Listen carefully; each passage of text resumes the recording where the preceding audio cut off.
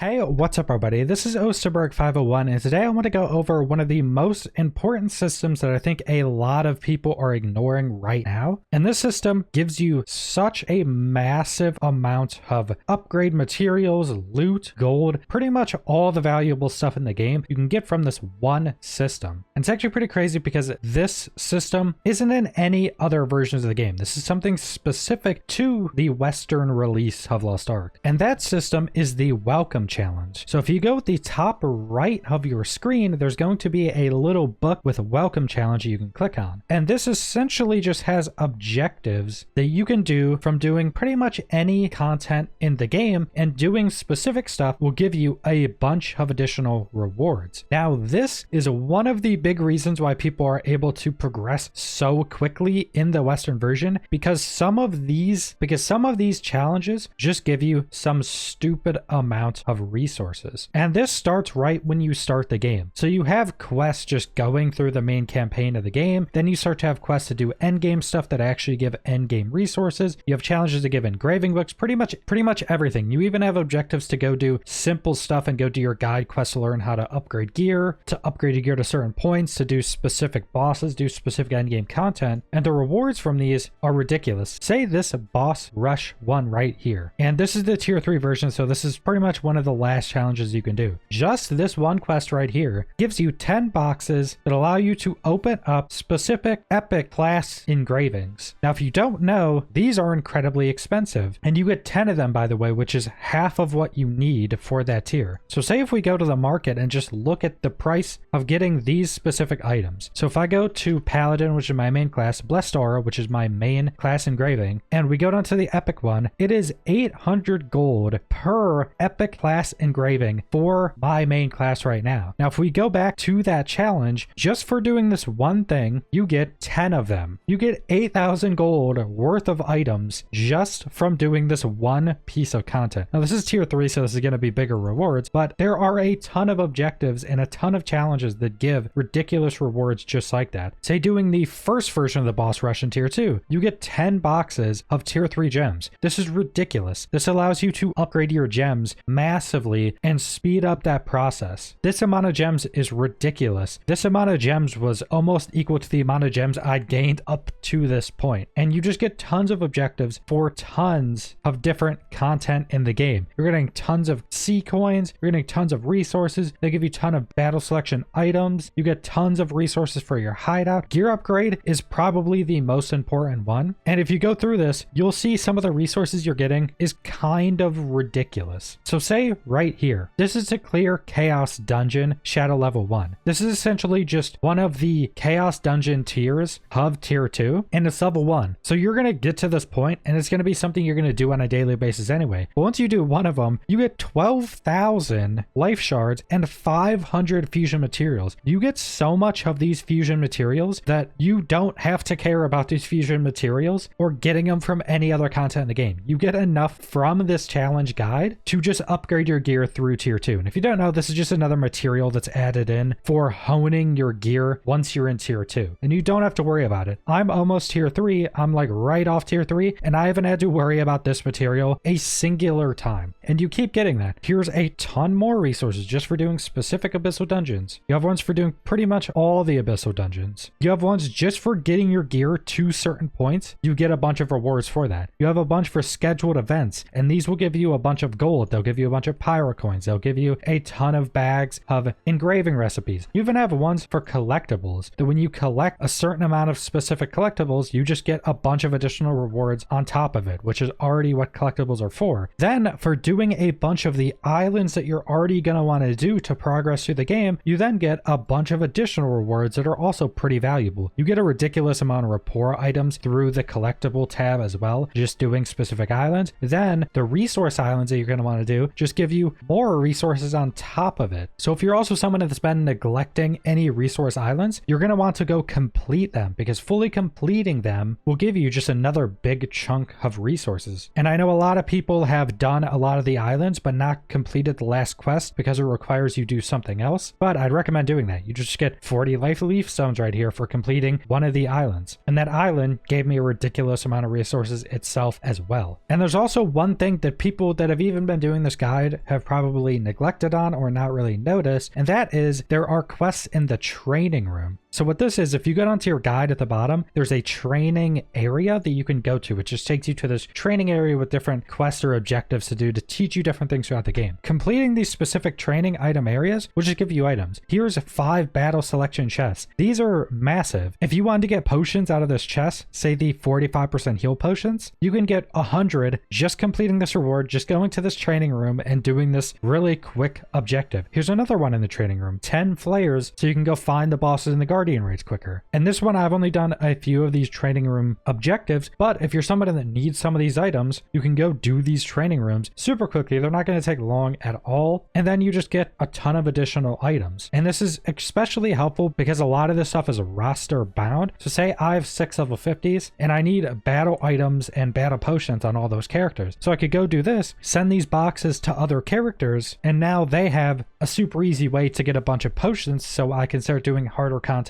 on my alt characters as well. And since the developers at Smilegate have this game and Amazon want the Western version to catch up to the Korean and Russian versions pretty quickly, a lot of more experienced players are theorizing that they are going to expand the welcome challenge system. So once the first Legion raid comes out, which is the super hard rating of the game, a lot of people think they're going to expand the system to allow you to upgrade your gear faster and further to get into those Legion raids as quickly as possible. So you're going to want to keep completing all these objectives, because also something that you can't see with mine because I've progressed so heavy through them is that, say if I'm at 40 right here and I haven't completed a few objectives, when progressing through this stuff, if you haven't completed enough of the previous ones, it won't unlock the next ones. So say I have a few under 40 I have to complete. Once I complete those, it will unlock like the next 5. So you won't have all of these able to be done at every time. So there's some specific things and specific challenges you have to go complete to continue to get the later objectives. But that's pretty much all I want to go over with the welcome challenge system. I'd recommend, if you're still trying to progress through, if you're looking for some additional loot, go into your welcome challenge and see what challenges you can go do to get you some additional rewards. Some of them are incredibly simple and stuff that may be more out of the way, so you wouldn't have thought to do them, but they can give you massive rewards. This is also a good way to see which resource islands you've done, because you can just go through the list of the tier you're in and look through which specific islands you've actually completed to get some additional rewards. So that's pretty much all I wanted to go over for this system. So subscribe if you want to see more Lost Ark or other MMO videos. Leave a like if you liked the video. Leave a comment down below what you guys think about the welcome challenge system, and thanks for watching.